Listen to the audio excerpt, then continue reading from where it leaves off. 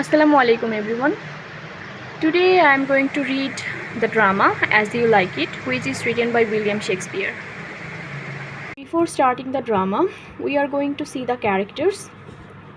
Duke Senior, who is living in exile, Duke Frederick, his brother and usurper of his dominions, Lebeau, a courtier attending on Frederick, Charles, Duke Frederick's wrestler, Touchstone, a fool at the Duke's court, Oliver Orlando Jacques, sons of Sir Rowland de Boys. Dennis Adam, servants to Oliver. Dennis Adam, servants to Oliver. Amiens Jacques, lord attending on the banished Duke. Corinne Silvius, shepherds in the forest of Arden. William, a country fellow. Sir Oliver Martis, vicar of a country parish. Rosalind, daughter to Duke Senior. Celia, daughter to Duke Frederick. Phoebe, a shepherdess. Audrey, a goatherd. Lord attending on the dukes with pages and other attendants. So now we are going to start the drama. As You Like It, Act-1, Scene-1. Enter Orlando and Adam. Orlando. As I remember, Adam, it was upon his fashion, bequeathed maybe will but pour 1,000 crowns, and as thou sayest, charged my brother on his blessings to breed me well. And there begins my sadness. My brother Jacques he keeps at school, and report speaks coldly on his profit.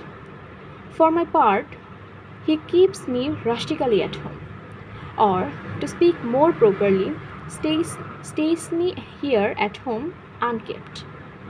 For call you that keeping for a gentleman for my birth, that differs not from the stalling of an ox.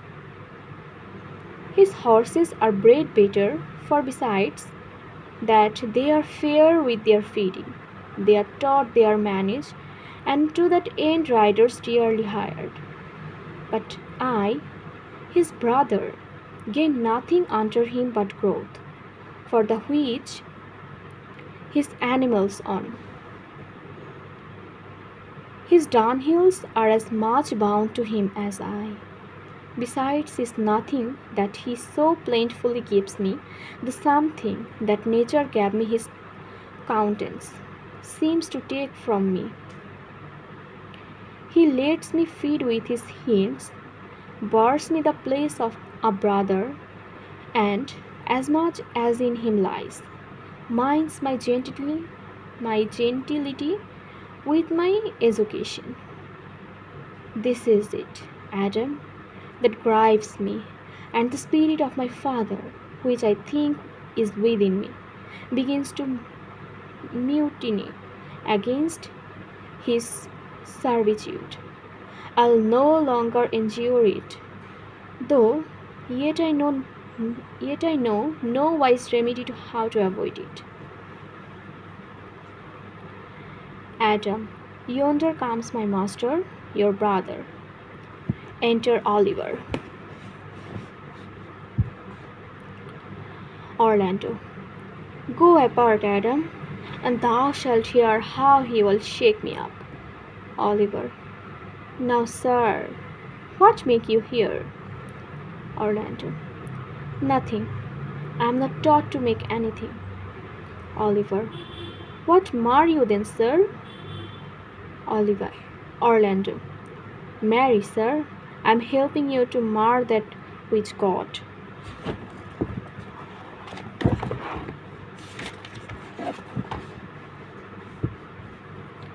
Made me a poor unworthy brother of yours with idleness. Oliver. Marry, sir, be better employed, and be not awhile. Orlando. Shall I keep your hawks and eat hawks with them? What prodigal portion have I spent that I should come to such penury? Oliver. Know you where You are, sir. No, you where you are, sir. Orlando. Oh, sir, very well. Here in your orchard. Oliver. Know you before whom, sir? Orlando. Aye, better than him. I am before knows me. I know you are my eldest brother, and in the gentle condition of blood you should so know me. The courtesy of nations allows you my better, in that you are the firstborn, but the same tradition takes not away my blood. Were there 20 brothers betwixt us, I have as much of my father in me as you. Albeit, I confess your coming before me in nearer to his reverence. Oliver, shrieking him. What, boy? Orlando, putting a wrestler's grip on him. Come, come, elder brother, you are too young in this. Oliver, wilt thou lie hand on me, villain? Orlando, I am no villain. I am the youngest son of Sir Rowland de Boys. He was my father. He is the thrice a villain that says such a father begot villains. Wert thou not my brother, I would not take his hand from my throat till his other had pulled out my tongue for saying so. Thou hast railed on thyself. Adam. Sweet masters, be patient. For your father's remembrance, be at a court. Oliver. Let me go, I say. Orlando. I'll not till I please. You shall hear me.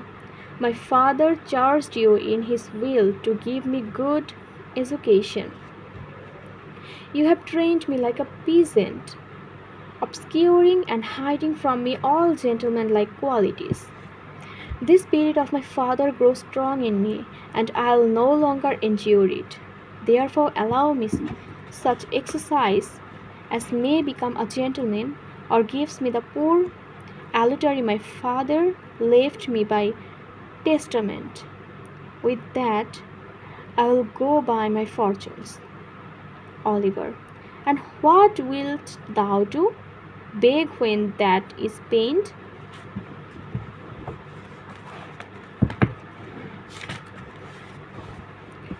Well, sir, get you in. I'll not long be troubled with you. You shall have some part of your will. I pray you leave. Orlando. I'll no further offend you than becomes me for my good. Oliver. Get you with him, you old dog. Adam. Is old dog my reward? Most true. I have lost my teeth in your service. God be with my old master. He would not have spoke such a word. Exeunt Orlando and Adam. Oliver. Is it even so? Begin you to grow upon me? I'll psych your rankness, and yet give no 1,000 crowns neither. Hola, Dennis. Enter Dennis. Dennis. Calls your worship. Oliver. Was not Charles the Duke's wrestler here to speak with me? Dennis. So please you. He is here at the door and importunes access to you. Oliver. Call him in. Exit Dennis. That will be a good way, and tomorrow the wrestling is. Enter Charles. Charles. Good morrow to your worship. Oliver. Good Monsieur Charles. What's the new news at the new court? Charles. There's no news at the court, sir, but the old news, that is, the old duke is banished by his younger brother, the new duke, and 3 or 4 loving lords have put themselves into voluntary exile with him, whose lands and revenues enrich the new duke. Therefore he gives them good leave to wander. Oliver. Can you tell if Rosaline, the duke's daughter, be banished with her father? Charles. Oh no, for the duke's daughter, her cousin so loves her, being ever from their cradles breed together. that she would have followed her exile or have died to stay behind her. She is at the court and no less beloved of her uncle than his own daughter, and never two ladies loved as they do.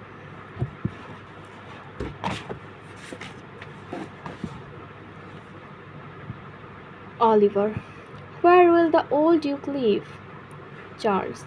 They say he is already in the forest of Arden, and a many merry men with him. And there they live like the old Robin Hood of England. They say many young gentlemen flock to him every day, and fleet the time carelessly as they did in Goldenwald. Oliver. What? You wrestle tomorrow before the new Duke? You wrestle tomorrow before the new Duke? Charles. Marry do I, sir.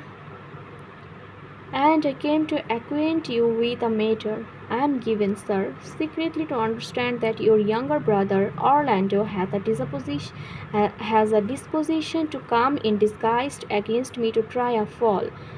Tomorrow, sir, I wrestle for my credit, and he that escapes me without some broken limb shall acquit him well. Your brother is but young and tender, and for your love, I would be loath to foil him, as I must for my own honour, if he come in. Therefore, out of my love to you, I came hither to acquaint you withal, that either you might stay him from his intentment, or brook such disgrace as well as he shall run into, in that it is a thing of his own search and altogether against my will. Oliver. Charles. I thank thee for thy love to me, which thou shalt find I'll most kindly requite. I had myself notice of my brother's purpose herein, and have my underhand means laboured to dissuade him from it. But he is resolute. I'll tell thee, Charles, it is the stubbornest young fellow of France, full of ambition, and envious emulator of every man's good birds, a secret and villainous contriver against me, his nature brother. Therefore use thy discretion. I had as lief thou didst break his neck as his finger, and thou wert best look to it. For if thou dost him any slight disgrace, or if he do not mighty grace himself on thee, he will practice against thee by poison, entrap thee by some treacherous device, and never leave thee till he hath taken thy life by some indirect means or other. For I assure thee, and almost with tears I speak it, there is not one so young and so villainous this day living. I speak but brotherly of him. But should I anatomize him to thee as he is, I must blush and weep, and thou must look pale and wonder. Charles. I am heartily glad I came hither to you. If he come tomorrow, I'll give him his payment. If ever he go alone again, I'll never wrestle for prize more. And so, God keep your worship. Oliver. Farewell, good Charles. Exit Charles. Now will I stir his gamester. I hope I shall see an end of him. For my soul, yet I know not thy hates nothing more than he. Yet he is gentle, never scolded, and yet learned, full of noble device, of all sorts, enchantingly beloved, and indeed so much in the heart of the world, and especially for my own people, who best know him, that I am altogether misprized, but it shall not be so. not be so long. His wrestler shall clear all, nothing remains, but that I kindle the boy thither, which now I'll go about. Exit. So this was all about scene 1. If you want me to read second scene, please comment down and tell me about this video. Thank you so much.